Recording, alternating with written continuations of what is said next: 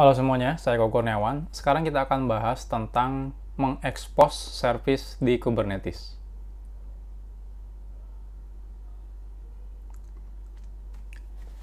Sebelumnya kita udah bahas tentang cara untuk mengakses service-nya.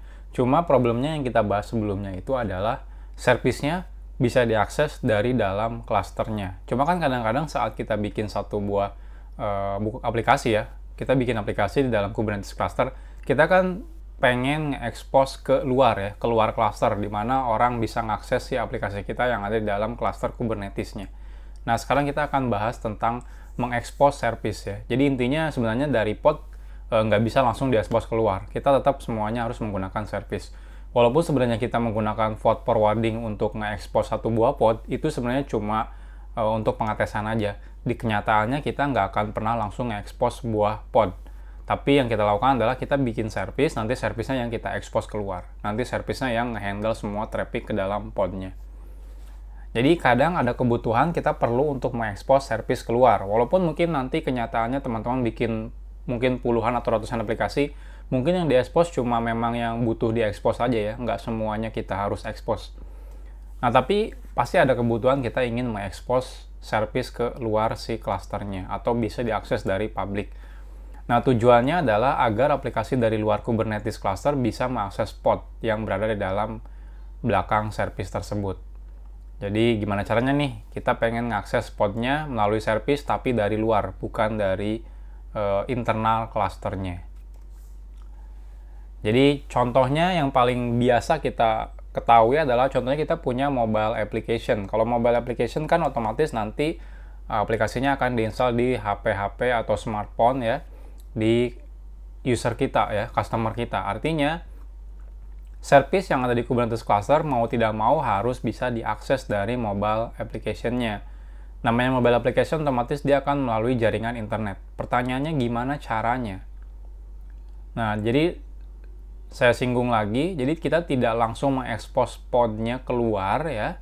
Langsung mobile app mengakses pod, enggak seperti itu, tapi kita bikin service dan service-nya yang akan kita ekspos keluar sehingga mobile application cukup nembak ke service-nya, nanti service-nya yang ngirim request-nya ke pod. Jadi mirip kayak sebelumnya, cuma bedanya kalau sebelumnya di internal cluster, kalau sekarang kita pengen nge-expose keluar atau ke external clusternya. Nah, ini ada tipe-tipe service. Jadi service itu sebenarnya ada beberapa tipe. Yang pertama, kalau kita bikin service secara default, dia tipenya adalah cluster IP.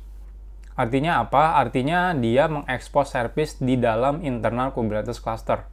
Jadi defaultnya kalau teman-teman bikin service, itu tipenya itu adalah cluster IP. Yang artinya kalau cluster IP, service itu cuma bisa diakses di internal Kubernetes clusternya. Jadi teman-teman tidak akan pernah bisa mengakses si service tersebut dari luar cluster. Jadi cuma dari dalam cluster. Nah, selanjutnya yang sudah kita bahas sebelumnya yaitu external name. Nah, kalau external name agak sedikit berbeda. Dia adalah service yang tujuannya untuk nembak ke eksternal ya. Jadi yang sebenarnya sebelumnya sudah kita buat nembaknya ke domain example.com misalnya seperti itu. Jadi emang kebutuhannya untuk connect keluar. Nah, selanjutnya ada dua lagi sebenarnya yang belum kita bahas. Yang pertama adalah node port. Apa itu node port? Tipe node port ini adalah mengekspos service pada setiap IP node dan port yang sama. Kita dapat mengakses service dengan tipe ini dari luar cluster melalui node IP dan node port. Ini maksudnya apa sih? Kalau misalnya agak bingung, jadi intinya kayak gini. Jadi kalau teman-teman bikin service, tipenya adalah node port. Nanti setiap node yang ada di Kubernetes ya, nanti akan dibuatkan sebuah port, di mana port itu kalau diakses akan mengakses langsung service-nya. Nah, terus IP-nya gimana? IP-nya itu adalah IP dari si node-nya sendiri. Jadi kalau teman-teman misalnya punya satu node, dua node, tiga node, teman-teman tinggal akses node-nya menggunakan IP node-nya, lalu teman-teman akses port-nya, nanti port-nya itu akan otomatis di-redirect ke service-nya. Jadi kalau teman-teman mau akses dari luar, simple. Tinggal ngakses melalui IP address si node-nya. Kalau nanti mungkin kayak di cloud, mungkin dalam bentuk VM ya. Jadi IP VM-nya, saya itu tambahkan port si service-nya. Jadi seperti itu.